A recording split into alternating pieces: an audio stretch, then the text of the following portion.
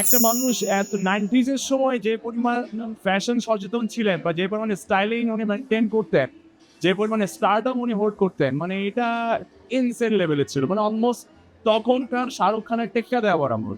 তখন কিন্তু শাহরুখ খানও মানে প্যারালাইজ ছিল সালমান শাহর সাথে।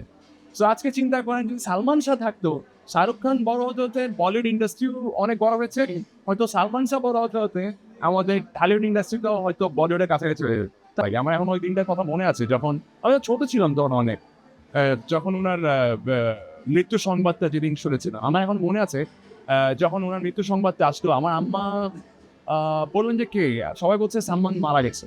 তা আম্মা বল কি সালমান খান, আম্মা তখন কি সালমান খান, আমরা না সালমান শাহ। আম্মা ওয়াজ লাইক কি বলো, মানে সে তখন উনি তখন থেকে আপামর জনসাধারণের সুপারস্টার ছিলেন।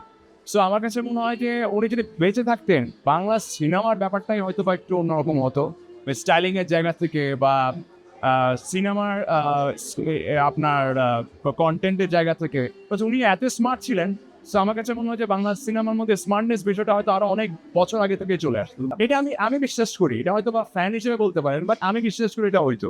কারণ উনি নিজে স্মার্ট ছিলেন, ডেফিনেটলি উনি ওনার কাজের ক্ষেত্রটা খুব আনস্মার্ট থাকবে বা ওনার কাজের ক্ষেত্রে খুব খারাপ কাজ হবে, আমি বিশ্বাস করি এটা উনি হতে দিতেন না।